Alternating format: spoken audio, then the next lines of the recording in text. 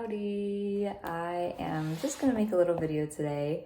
If you clicked on the title, if you saw the title, it caught your eye, then you're probably like me in the sense that you are a sensitive, emotional, creative, expressive, service-oriented, humanitarian kind of person who is deeply moved by the waves of emotion and nature and the world and other people. And sometimes you might find yourself so full of inspiration or joy or like so deeply touched that it's painful.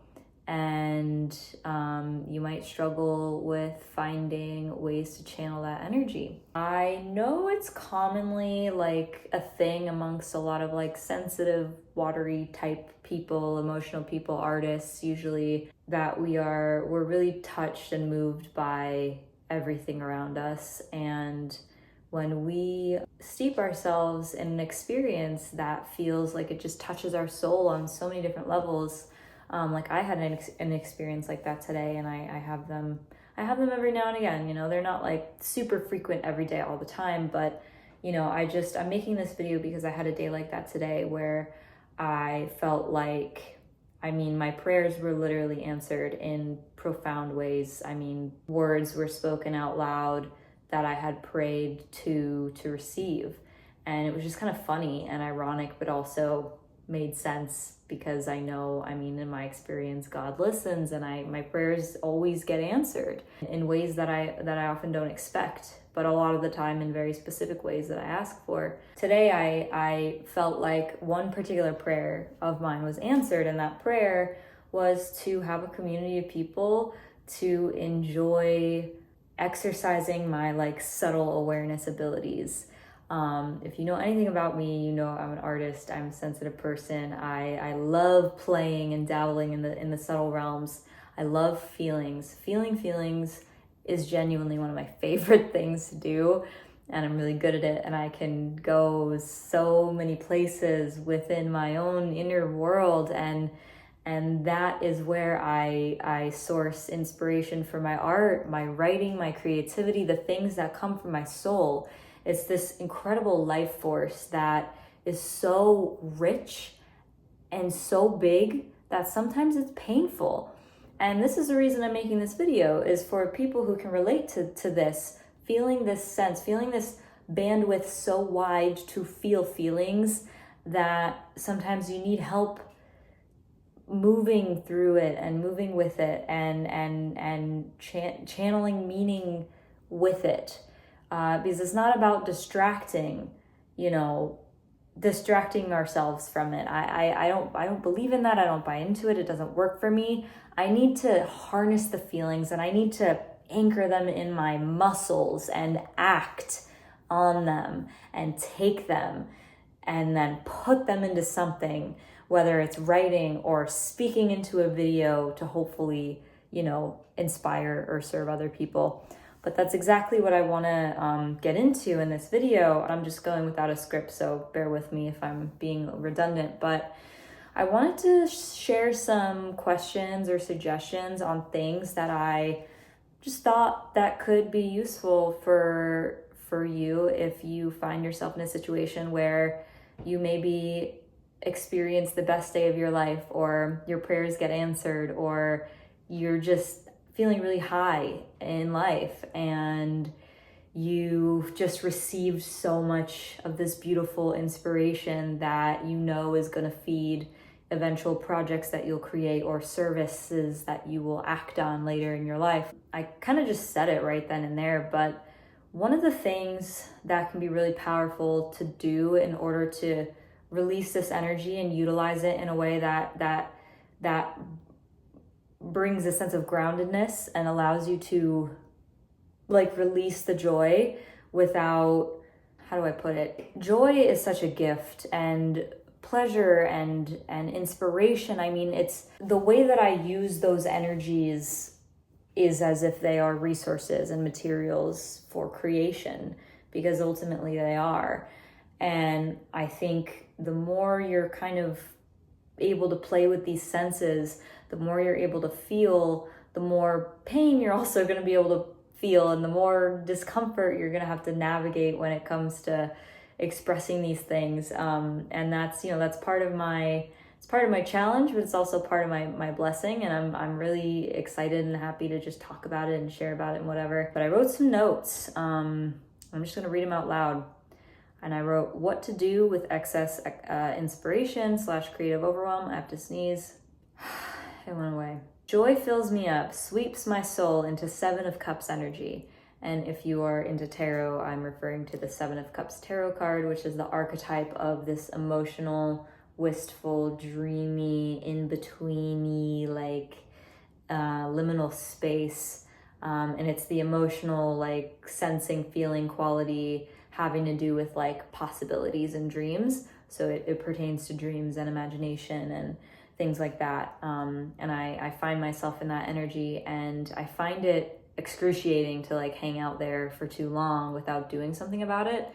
And so again, coming back, that's why I'm making this video, because I want to serve this energy. I want to put it somewhere, and I want to hopefully make others feel less alone and more inspired and able to channel their creative overwhelm, because that's a real thing. I know, I mean, it's something that I've heard about a lot amongst like artists, especially, where we sometimes feel so inspired we don't know where to start, we don't know what to do, and we have the capacity to like feel into what inspires us and just go off into this like visual kind of realm for ages. And we can only do that for so long before starting to feel depressed and, confused, or like we just don't know what to do. So, yeah, there's got to be a balance. So that's really my attempt to create that, is just talking into this camera right now and doing this. But I wrote, how do I ground myself? Action, feed my values, small or big ways, one at a time. Still have excess joy? Call someone and give them your energy. Make a creative project. Tackle an overdue task. Identify what values were touched in you / conditions to make that happen. With this inspiration that you feel, whether it was from your own dream or just from a thought you had or from a random thing you saw or from a workshop you went to. Like in my case, I went to a workshop today and it was incredible. And we were playing with horses and we were talking about God and philosophy and just these amazing things that just touched my soul on so many levels. And it really moved my core, really touched my core. And at my core, there's just so much inspiration and energy creatively that when it's touched, it's a reminder to me of what my purpose is and what my drive and what my motivation is. Because those things that get massaged when I'm in inspirational environments are the things that are my gifts to communicate and to share and to express. And I know I'm one of many people who experience life in this way. And so for me, I need to figure out a way to go from feeling like, oh my God, my insides just got massaged by life. And it's, oh my God, it's ecstatic, beautiful, amazing. And it's also so tender and raw because it's the core of my being and it's touched. And it's like, it's been like opened up and I feel all raw with like inspiration and all this. So how do I take that? And how do I soften the edges of it? How do I allow it the space to be this tender thing? Like, how do I hold that? And then how do I relate with this energy in a way that honors what it is here for, which is to drive my creativity and to drive my expression and, oh my gosh, to drive my, my expression, my creativity. How do I honor that? How do I channel that? And how do I do it in a way that allows all of this energy to be moved? All of it, no ounce of it left behind. And so the answer to that, which is what I'm getting to, and what I kind of just went over, is like finding actions to do that align with these values. So if you're feeling overwhelmed with creative inspiration, one thing you can do is write a list of the feelings or the qualities that you feel alive in you. Maybe one quality is feeling the sense of belonging in community belonging, friendship, relationships. That could be one set of values or one value pool that you could then dive into and play with and figure out how to serve and expound upon with this raw, like love in your bones, this creative inspiration. Maybe another set of values that was touched was appreciation, reverence, prayer, the way that an activity or a way of communicating and talking or a way of being or a poem or a story or an action inspires like reverence for nature, or beauty, inspiration, connection, gratitude. Like maybe that's another values pool, like beauty, nature, whatever. You can write down those qualities that moved you, that touched you, that are just alive and pulsing in your soul. And then later go on to identify some specific values there and ask, what can I do to serve this value, to drive, to anchor it into the earth, to anchor it down? Because I feel like the responsibility for me, at least, like I feel it's more than an obligation. It's like an impetus. I cannot help myself because I feel what I feel no matter what I do. And this feeling, it's a very primordial driver. And it's I feel like my responsibility is to take these things and put them into earth, into action. Yeah, can you create an offering for someone else to experience what you've experienced? Again, so like writing down your values, writing down the qualities, the feelings that have been awakened in you, that are so painfully beautiful. I wonder if anybody watching this experiences beauty and connection and whatnot so intensely that it becomes painful, and not in a negative way. Pain is not, I don't view pain as inherently a negative thing. It's just, pain is just, my mom always says this, the body cannot contain God, and the glory of God, the glory of the universe, the glory of ultimate truth, whatever, it courses through our human nervous systems in waves and in moments and in experiences and in conversations and in bites of food and in dreams and in prayers and in meditation and in kicking a soccer ball and in batting a baseball or in riding a horse or in petting a cat or whatever. You know, we can't be born and experience all of life at once. That's like impossible. We would explode. And there's like another biblical Torah tangent in my mind that's analogous to that. The body cannot contain God. And it's just this little anecdote story thing that my mom told me. I forgot the exact details. Maybe someone who knows it can share it in the comments or something. There's a story I remember relating to how the body cannot contain God, like the glory of the ultimate, just all the love and joy and light in the universe. Like our flesh can't process it all at once. It happens in downloads. That's what inspiration is. Inspiration is a spark of light, and inspiration can be painful because it is meant to burn. It's meant to eat. It's meant to fuel and be and it's meant to fuel projects or needs or whatever, and it's also meant to feed other sparks of light, but we're not meant to just burn and combust all at once as humans, or else we would be dead. But anyway, the story is this man went into like a house of God, into some room with some sacred object or text or energy or something, and he had to have string tied around his waist attached to like somebody holding the string on the other side of the room, so that when he walked into the room and his body collapsed under the light of God, like, because the body cannot contain God. So they had him attached, so they had to pull his body back out. And I don't know if he like died or if he just went unconscious or whatever, but like no one could go in that room and come out standing. It's, inspiration for us sensitive folks, emotion, it's the same thing. Like emotion colors life. And for me, it informs my passion and my creativity and my values and my drive and my motivation and my desire to serve and protect what I love and just all of that. And so every time I have this little light of God, this little light of inspiration that comes into my physical body and creates a alchemical, emotional, somatic feeling and experience, unless I have some way to express that in its holistic, pure, intended by God way, is going to burn me and it's going to hurt me. And that's the struggle. That's like the crux. That's like the point of what I'm talking about here.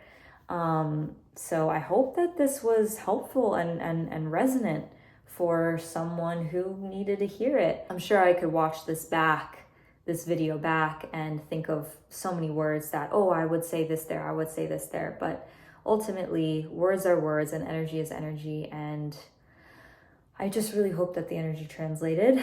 And I'm also trying my best to channel inspiration that I feel, because oftentimes I feel overwhelmed with creative inspiration, and I'm here making this video to try to channel it in a way that feels of service. And unfortunately, my physical body is like burnt up. Like I don't know if I can walk. I had a really intense couple of days and I'm sore everywhere. You know, if I could physically like exercise, I would do that and burn some steam. And sometimes it's just nice to just meditate, feel the feelings, allow them to flow, allow them to pass, keep the mind grounded, busy. Yeah. And yeah, if the energy is still there and it's still hurting and maybe you got to go to bed, maybe you have nothing left to do, and maybe you're still feeling overwhelmed and you have like a joy hangover, it's such a real thing. I don't hear anybody really talking about this that much, but it's a real experience, and I experience it, so I figure that other people must. Make a plan, block out some time on your calendar to sit down and create something meaningful. If you don't have any projects, sit down, make some time. Even if you don't know what you're gonna make a point to do something, just something to channel your energy. Have the intention to make yourself available, to become a friend for someone who needs a friend. Go take an art class, write some things that are very important to you, and then go force yourself to sit down at 3:00 the next day at a cafe or in your kitchen or in your living room or whatever, and like write 3 haikus, one per value that you have, and share them, or just do something, you know, just channel the energy, make a practice out of it. You know, I think that for people who habitually just conditionally, like because of the way that they experience life in a way that they need to manage the pain, or rather the intensity and the depth of the emotion that they feel. And I'm one of those people. And you know, one of my main practices is like art, creative expression, and also like my social energy. I'm pretty extroverted for the most part when I'm feeling good, and you know, around the right people. I love myself a cozy like inside day often, but I love people. And so one of the ways that I like to channel my energy is by giving people my attention and my presence and whatnot. And I intend to just like show up for them, and it does good for me when it does good for them. And so yeah, that's one way of channeling. But I think it's just, you know, kind of coming full circle, coming to a close with all these thoughts and things. I think that a really important thing that can be really grounding when you feel overwhelmed by joy and creative inspiration is to understand, you know, even if you still feel this like undercurrent of just the pain of too much inspiration or too much energy or too much overwhelm, just block out some time for the next couple days or weeks or whatever to focus your energy on meaningful things. I think I can promise you that when you become absorbed in something that is meaningful and purposeful, it will be very grounding, and it will be very calming. Would you sniffies? Oh, thank you. Mwah. Mwah. Thank you so much. Mwah. Yeah, so I will say as well that when I feel moved to the core of my soul, it inspires, like it touches something so deep in me, and it just floods me with visions. It re-anchors me into my sense of purpose. I get excited because I have all this life energy right there in me now in that moment. It's almost like frantic, you know, it's hard to just stay grounded in the moment when it's so like active and awake. So a good practice for me, and you know, maybe you, if you're watching this and you can relate, and if you need support in this area, is just to, you know, one, breathe through it, enjoy it while it's there. For me, one of the important things is just reassuring myself that I'm not losing any part of myself. I'm not losing anything by allowing the joy to flow through me and just be experienced, because sometimes there's such an overwhelming response to beautiful emotion that triggers a part of me to want to grab it I think that's pretty relatable. Like, I think that's pretty universal. The more we learn how to let emotions flow through us, the more we can allow, like, hold with open palms. It's like you can't put a waterfall in a jar, but you can put your hands under the water and you can allow it to fall over you. And life and inspiration and joy is the exact same way. The more we allow ourselves for emotions and things to flow, and the more we practice letting it flow, the easier it's gonna be, and the less overwhelmed we have to be, I think, when we are filled with a lot of inspiration, too much inspiration. Yeah, and I think that the thing about like time blocking dates in the calendar to like pour your energy into a creative project or whatever is that this inspiration is such a personal thing, and it's such an intimate thing. Maybe you want to share it with people, maybe it's just for you. It's cool to be able to make a practice out of it, because you get to meet yourself where you're at and with how you feel, and you get to allow what's there to be there. So it creates space within your being